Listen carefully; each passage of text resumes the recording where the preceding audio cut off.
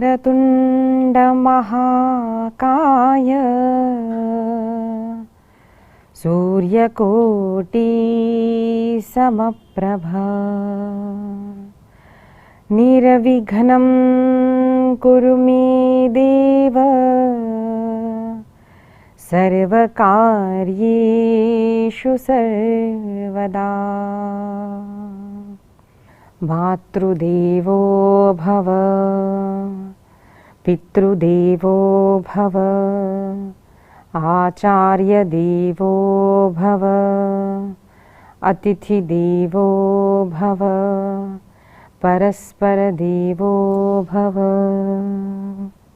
एक सच्चा योगी होगा, आपसे नाम स्मरण करने को कहेगा, ध्यान करने को कहेगा भगवान के रूप का। लेकिन अब स्वयं की पूजा कराने वाले लोग बढ़ गए हैं। कथाओं में अब भगवान की पूजा नहीं होती, क्षमा करें सभी नहीं, लेकिन अनेक कथाकारों के फैन क्लब भी बन गए हैं, मैं केंद्र में रहूं। अरे हमारा जीवन ही इसके लिए होता है कि लोगों के जीवन में का केंद्र भगवान बने, हम नहीं बने। अरे हम तो एक निमित्त मात्र है। गुरु गोविंद दोनों खड़े किसके लागू पाए, बलिहारी गुरु आपकी गोविंद दियो बताए।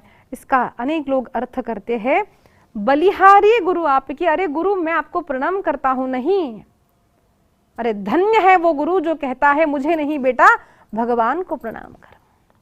गुरु वो होता है जो अपने को केंद्र में नहीं रखना चाहता, मैं तो केवल एक सेवक हूं, अरे बेटा तू भगवान की भक्ति कर। मेरे गुरुदेव ने जब मुझे दीक्षा दी तो गुरुजी ने पहले ये कहा मुझे गुरु मत मान, ज्ञानेश्वर माऊली हम सबके गुरु है। मंत्र दिया, मार्गदर्शन किया, लेकिन कभी ये नहीं कहा मेरे गुरुदेव ने कि मैं गुरु हूं मेरी पूजा करो। अरे वो तो हम भाव से रखते हैं, गुरुजी का फोटो, गुरुजी की पूजा करते हैं, लेकिन मेरे गुरुदेव को पसंद नहीं। गुरुदेव कहते हैं कृष्ण की पूजा करो, मां की पूजा करो, शिव जी की पूजा करो। आज हम जो भी बोलते हैं वो मेरे गुरुदेव का ही उच्छिष्ट है, उसको गुरु कहते हैं जो संसार को मार्ग बताए, बेटा जा ये साधना है, ये साधना कर, भगवान को प्राप्त कर। बलिहारी गुरु आपकी गोविंद दियो बताए। गोविंद को जो बताता है, भगवान की ओर ले जाता है ना, वही सच्चा गुरु है। हम कथा करने के लिए अनेक प्रांतों में घूमते हैं, तो मेरा एक अभ्यास होता है कि मैं लोगों को बोलती हूं, जब घर ले जाते हैं तो मैं बोलती हूं आपका पूजा गृह बताइए, क्योंकि जब हम पूजा गृह को देखते हैं तो समझ आता है कि ये घर के लोग कैसे हैं। वहां के जो वाइब्रेशंस होती है, जो भगवान की मूर्तियां हैं, जहां पर उनका अभिषेक पूजा निष्ठा से होता है, शौच अशौच का पालन होता है, पवित्रता होती है, वहां पर उन मूर्तियों में एक तेज होता है। सब समझ आता है, बोलने की आवश्यकता नहीं। भले लोग बोले हम वो है, हम ये है, हम इतना दान करते, कोई आवश्यकता नहीं। मंदिर को देखिए आपको समझ आ जाएगा। तो कई बार हमने देखा लोग अनेक बाबाओं के फोटो ऊपर रखते हैं, भगवान के फोटो नीचे रखते हैं। एक साधु संत कभी ये नहीं कहता पहले भगवान है। अवश्य गणेश जी का पूजन होना चाहिए, शिव जी का पूजन, माँ जगदम्बा का पूजन है, कृष्ण का पूजन है, और इनके मार्ग पर लगाने वाले गुरु का पूजन होना चाहिए, वो नीचे होते हैं। हम जब आरती अर्पण करते हैं तो गुरुदेव को हम आरती बताते कहते गुरुजी पहले आप आरती कीजिए, आपने ही तो हमको सिखाया है। गुरुदेव आरती करते हैं, फिर हम आरती करते हैं। भगवान बड़े हैं, पूजा तो भगवान की होनी चाहिए, गुरु आज्ञा से होनी चाहिए। अस्तु। तो ब्रह्मा जी ने कहा कि भगवान का पूजन जो करता है उसका मन शुद्ध होता है। भगवान शिवजी का, नारायण की पूजा जो गृहस्थ नहीं करता वो पाप खाता है, वो पाप करता है। सभी को करनी चाहिए, लेकिन गृहस्थ को अवश्य ही करनी चाहिए। रमण महर्षि श्रेष्ठ महात्मा है, जिनको उनके गुरुदेव ने राम नाम का मंत्र दिया और कहा अरे जाओ अरुणाचल, तेरा कल्याण होगा, और वहां पर ध्यान लिंग है। उनका ध्यान करते हुए साक्षात शिवाकार हो गए। उनके पास डॉक्टर राधा कृष्णन आते तो कहते, महाराज जी आपके पास आते हैं तो अत्यंत शांति का अनुभव होता है। ये अनुभव पूजा से आता है, भगवान की उपासना से आता है। वे अवश्य कहते, सभी शिष्यों से कहते, अरे पूजा करो। संत श्री डोंगरी जी महाराज, श्रील प्रभुपाद, सभी संतों को आप देखिए अवश्य कहते, छोटी ही सही, थोड़ा ही समय सही, अवश्य प्रतिदिन पूजन भगवान का करना चाहिए, भगवान को प्रणाम करना चाहिए। सुंदर माला पुष्प आदि से, धूप दीप नैवेद्य से भगवान का नित्य पूजन करना चाहिए।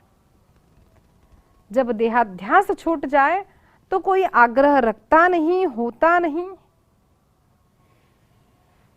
तो कई लोग कहते हैं झाली संध्या गेला समाधान, अरे ये जानने से नहीं होता। इसलिए अनेक साधु संत, मेरे गुरुदेव भी, ऐसा लोग भले कहते हो कि सन्यासी को पूजा की आवश्यकता नहीं, लेकिन अनेक साधु, अनेक शंकराचार्य जी कहते हैं, अरे हम छोड़ देंगे तो लोग पहले पूजा करना छोड़ देंगे। जो गुरु है, जो उच्च स्थान पर है, जिन्हें लोग मानते हैं, उनका ये कर्तव्य है, प्रैक्टिस एंड प्रीच। बोल करके गुरु उपदेश कम करते हैं, अपने आचरण से अधिक उपदेश देते हैं। मेरे स्वयं गुरुदेव पूजा करते हैं, संत जब पूजा करते हैं तो शिष्यों में भी ये प्रेरणा होती है कि अरे मुझे भी पूजन करना चाहिए। नित्य प्रति पूजा का बड़ा महत्व होता है। यज्ञदत्त नामक एक ब्राह्मण था, अत्यंत प्रभावी था, राजा के पास अनेक बार सत्कार जो प्राप्त करता था, प्रकांड पंडित था, विवाह हो चुका था, उनका एक पुत्र था गुणनिधि। नाम तो गुणनिधि था लेकिन वो दुर्गुण निधि था, महापापी, जो नहीं करना चाहिए वो करता, जो खाना नहीं चाहिए उसका भक्षण करता, नित्य प्रति जिह्वा पर असत्य ही रहता। लेकिन ऐसा होता था कि उसकी जो माता थी वो ये सारे गुण अपने पति से छिपाती थी। अब पिता को कुछ नहीं पता चला, धीरे धीरे लड़का बड़ा हुआ, उसका विवाह भी हुआ। वेश्यागमन करता, बुरी बात बोलता, झूठ बोलता, गलत तरीके से धन कमाने लगा, धन व्यय करने लगा, जुआ करने लगा। एक दिन ऐसा हुआ, वे यत्नदत्त जब बाहर से आ रहे थे, उन्होंने एक जुआरी के हाथ में अपनी रत्न की अंगूठी देखी। अब पहचान गए ये तो मेरी अंगूठी है। तो पूछा, अरे रुको रुको, ये अंगूठी आपके पास कहां से आई? उन्होंने कहा सब गुणनिधि के विषय में, अरे ये तो वो हार गया है, वो लाला करके देता है, जुआ करता है, आपकी पत्नी की जरी की जो साड़ी है हीरों से जड़ित, वो भी उसने अमुक अमुक व्यक्ति को दी है। इतना ही नहीं, सुवर्ण का आपका थाल दिया है, आपका वो जो पदार्थ है वो दिया है, चांदी दिया है। अब ये सब सुन करके यज्ञदत्त बड़े भड़क गए। शांति से जाकर पत्नी से पूछा, अरे मैं जब स्नान करने जाता तब तुम्हें अपनी अंगूठी उतार कर देता, जरा लाओ तो सही, वो मैं पहन लेता। अब हर दिन झूठ बोलने का जिसको अभ्यास है वो सरलता से झूठ बोलता है, और इतने कॉन्फिडेंटली झूठ बोलता है कि कभी कभार सत्य बोलने वाले को लगता है कि कदाचित मैं तो गलत नहीं हूं। ऐसे लोग हमने देखे हैं जीवन में, झूठ बोलते हैं, बड़े कॉन्फिडेंटली झूठ बोलते हैं। हमें तो गुरुजी का वाक्य याद आता है, पता नहीं कौन से कॉलेज में पढ़कर आए हैं। अब सफाई से झूठ बोलने लगी। लेकिन देखिए, एक वाक्य है, हमने अभी अभी सुना था कि जब सत्य का पता हो तो झूठ सुनने में भी मजा आती है। अब उन्हें तो सत्य पता था, वो ध्यान से देखने लगे पत्नी की ओर। अजी मैं तो काम में थी, वो तो कहीं रख दी होगी, मुझे तो अपने बच्चों से इससे तो कुछ समय मिलता ही नहीं, पता नहीं मैंने कहाँ रख दी, मैं आपको बाद में ला कर दूंगी। उसने कहा, मैंने तुम्हें जो साड़ी दी थी, अरे वो पहनो तो सही आज। उसने कहा, अजी मैं तो इतनी थक गई हूं, अब मैं कहाँ पहनूंगी। और अब क्रोध में आकर उसने कहा, अरे झूठ बोलने वाली, गुणनिधि की ये लक्षण तूने सारे मुझसे छिपाए। सब पता है मुझे कि धन कहाँ गया, साड़ी कहाँ गई, मेरी अंगूठी देखिए। अब सत्य के पता चलने पर थर थर थर कांपने लगे। ऐसे कुलक्षणी पुत्र का सर्वथा त्याग ही करना चाहिए। एकस्यार्थे कुलम त्यजेत, एक व्यक्ति के कारण कुल का नाश हो रहा हो उसका त्याग करना चाहिए। एक कुल के कारण ग्राम का त्याग बुरा हो रहा हो तो उस कुल का त्याग करना चाहिए, उस परिवार का त्याग करना चाहिए। और महाभारत कहती है आत्मार्थे पृथ्वीम त्यजेत, मनुष्य का कर्तव्य आत्म कल्याण है। और ऐसा बुरा व्यक्ति जब अपने घर में परिवार में होता है उसका त्याग करना चाहिए। उसने कहा अरे गुणनिधि तू अब मेरे घर से निकल जा। उसे घर से निकाल दिया। पत्नी को भी बहुत क्रोध किया। हम तो माताओं से निवेदन करते हैं। उस यज्ञदत्त ने अपने पुत्र को घर से निकाल दिया और अपनी पत्नी को क्रोध किया। हर माता पिता को सावधान रहना चाहिए। हमने पुत्र को जन्म दिया, कन्या को जन्म दिया, इससे हम माता पिता नहीं बन जाते। उन पुत्रों को, उस कन्या को अच्छे लक्षण बचपन से ही सिखाना अत्यंत आवश्यक होता है। अगर बचपन में है हम उनको सिखाएंगे, उनकी हालचाल पर ध्यान रखेंगे तो बड़ा होने पर देखने की आवश्यकता नहीं है।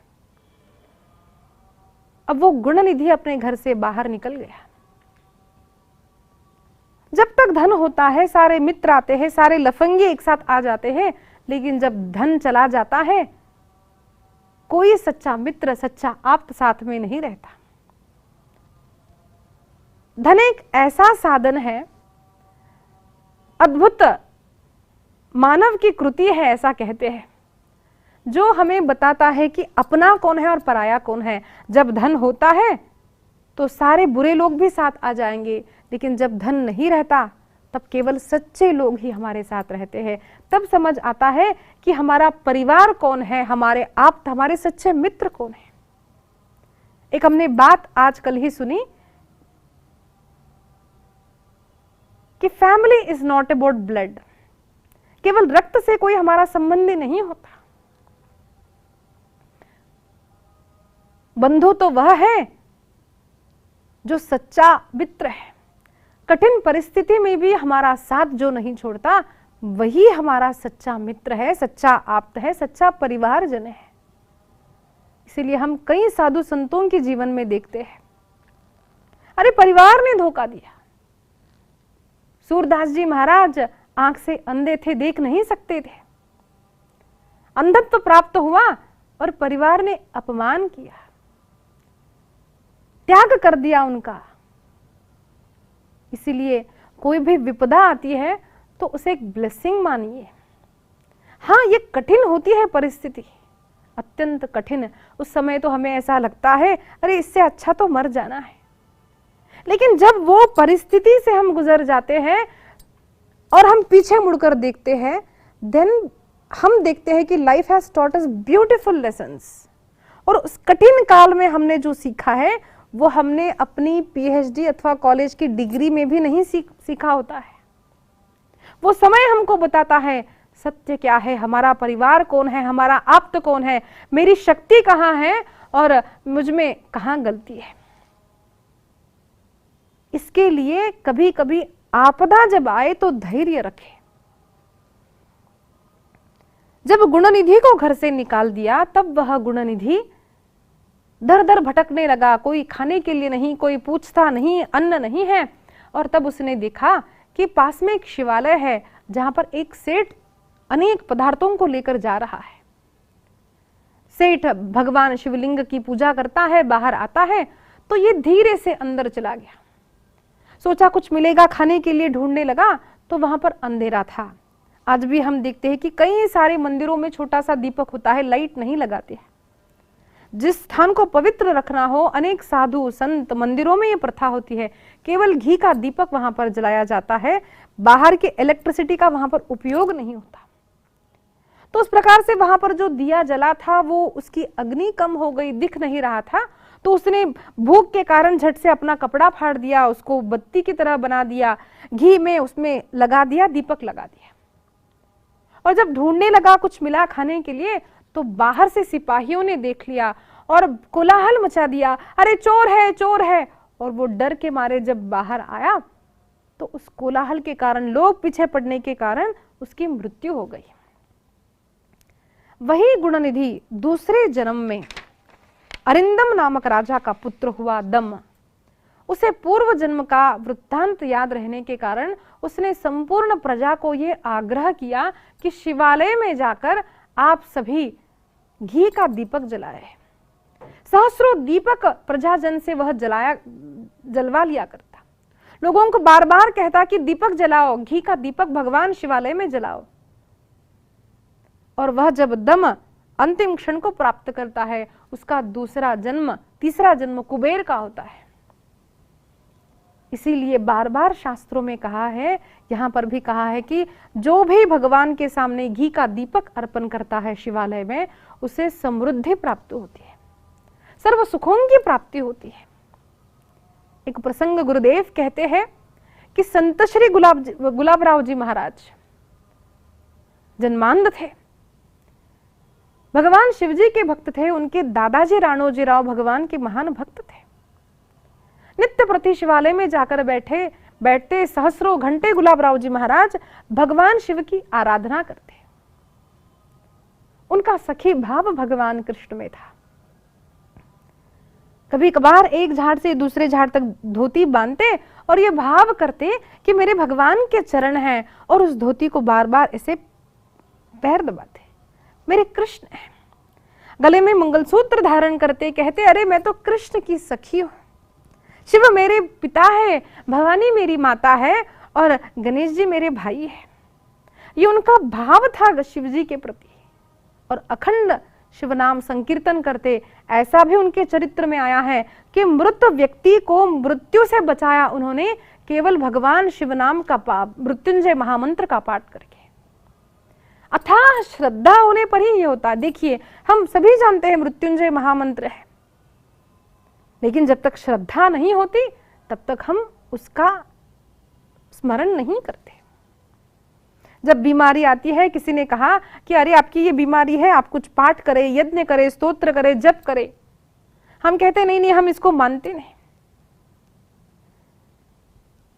हम अपने जीवन का भी अनुभव कहते हैं, शास्त्रों का भी वाक्य कहते हैं, हम अपने गुरुदेव के जीवन में देखा हुआ भी हम आपको कहते हैं, देखा हुआ, अनुभव किया हुआ कहते हैं कि जिसने भगवान की उपासना जिस इच्छा से की है, उसका वह इच्छा पूर्ण होती है। कई बार हमने भी स्वयं अनुभव किया है कि हम डॉक्टर के पास जाते हैं, पैसे देते हैं, अनेक जो भी हमें खाने के लिए कहा जाता है वो हम लेते हैं, दवाइयाँ, सब कुछ करने के बाद भी अगर हमारा स्वास्थ्य नहीं ठीक हो रहा, हम चैलेंज के साथ कहते हैं अनुष्ठान कीजिए। आपके जो इष्ट देव है, आपके जो कुल देवता है, उसका अनुष्ठान श्रद्धा से पूजा नाम जप जब हम करते हैं, तब आपको देखने में आएगा कि जो डॉक्टर से बात नहीं मन पाई वो अनुष्ठान से होती है। अच्छा, तो कई लोग जानना चाहते हैं कि इसके पीछे का साइंस क्या है, हम मानते नहीं है। देखिए, मनुष्य का जीवन में जब जन्म होता है तब उसके बचपन में जब हम पत्रिका पढ़ी जाती है कि ग्रह स्थिति क्या है, क्या होगा, तो हमको कहा जाता है कि इसके ब्याह नहीं होगा, इसके ब्याह में बड़ी कठिनाइयाँ आएगी, अथवा कहा जाएगा कि ये पढ़ाई नहीं कर पाएगा, इसके धन में, इसके जीवन में धन कम रहेगा, संतति नहीं होगी। जो कुछ भी लिखा जाता है वो हमारे पूर्व जन्म के कारण लिखा जाता है। उस स्थिति में, उस ग्रह में, नक्षत्र में ही जन्म होना। कई लोगों को लगता है, हमारे एक चाचा जी है, उन्होंने मुझसे कहा, बड़े ज्योतिषाचार्य है, उन्होंने हमसे कहा कि मैंने प्रयत्न किया कि मेरे बेटे का जन्म इस समय पर हो। और आजकल तो डॉक्टर पूछते भी हैं कि आपको जब करना है तब हम करेंगे, अच्छा समय देख के हमको बोलिए, और उस समय पे हम ऑपरेशन करते हैं, सिजेरियन जो होता है, डॉक्टर के मन पर होता है, हम करेंगे। तो सब देख कर रखा था मैंने, लेकिन जिस स्थिति में नहीं होना चाहिए था, जो मेरे मन में था नहीं होना चाहिए, उसी समय पर मेरे बेटे का जन्म हुआ। अब वह है बड़े ज्योतिषाचार्य, लेकिन जन्म और मृत्यु हमारे हाथ में नहीं है, नहीं है, ये आपको भी मानना पड़ेगा। सभी मानते हैं, भले आप भगवान में माने या ना माने। दूसरी बात है, जब हमारा जन्म नक्षत्र ग्रह की परिस्थिति पूर्व जन्म के अनुसार उस ग्रह में जन्म होना, उस तिथि में, नक्षत्र में, वार में अब जन्म हुआ तो वो पत्रिका बनेगी। आप किसी भी ज्योतिषाचार्य के पास ले जाएं, अगर हम कंप्यूटर से निकालेंगे तो एक ही दशा बताएंगे। अब स्टडी करना, बोलना, ये अभ्यास होता है, ये अलग है। तो अब आपके रेखा में आया है कि आपका विवाह देर होगा, देर से होगा, आपको पढ़ाई नहीं होगी, जो भी लिखा है। अब उसके अनुसार जब हम शास्त्रों में लिखा हुआ, साइंस के हमारे बुक्स जिसको मैं शास्त्र कहते हैं, उसमें लिखा है कि शिवजी का पूजन करने से विद्या की प्राप्ति होती है, शिव पार्वती का पूजन करने से दाम्पत्य का सुख प्राप्त होता है, संतान, बहुत सारी विद्या है, संतान गोपाल का नाम जप आदि करने से पुत्र की प्राप्ति होती है। जो भी विधियां हमारे यहाँ पर दी गई है, हम शास्त्रोक्त रीति से जब हम करते हैं तो होता ये है कि वो पुण्य करने के कारण जो हमारा पाप है, जो हमारी वृद्धि को रोक रहा है, वो माइनस हो जाता है। It is everything is scientific. आप बिलीव करें न करें, करके देखिए, श्रद्धा के साथ करते हैं, अधिक फल मिलता है। हमारे जो पापों के कारण हमारी गति रुकती है, इन पुण्य कार्यों के कारण ये कटता जाता है। अब किसका कब कटेगा वो हम नहीं कह सकते, बट निरंतर जब हम साधना करते हैं और भक्ति पूर्वक करने से कुछ अलग ही अनुभव होता है। जब हम ये करते हैं हमारे जीवन में बदलाव आता है। कुछ प्रयत्न नहीं, जानबूझकर नहीं, ज्ञान से नहीं, सहज ही जब घी का दीपक जलाया, वो दम नामक राजा हुआ और वही कुबेर हुआ। और भगवान शिव की उसमें इतनी प्रीति थी कि कहते हैं उसकी अलकावती नगरी पास में है। हमारी साधारण भाषा में कहे तो उन्होंने सोचा my friends house is near by, तो वहीं पर मुझे घर लेना है, और इसी कारण वे हिमालय पर जाकर स्थित हो गए। और एक बार उस कुबेर ने गलत भाव से पार्वती माता की ओर देखकर सोचा कि अरे ये तो बड़ी सुंदर है, तो पार्वती माता को बड़ा क्रोध आया। तो भगवान शिवजी कहते हैं अरे पार्वती, वो तो तुम्हारा पुत्र है, क्या एक पुत्र अपनी मां से नहीं कह सकता कि तुम सुंदर हो? इतना प्रेम उस कुबेर से भगवान शिव करते हैं। यह है भक्ति, किसी भी निमित्त से करो, लेकिन जो भगवान की पूजा करता है, भगवान का नाम स्मरण करता है, भगवान का अर्चन करता है, उसका भगवान उद्धार ही करते हैं।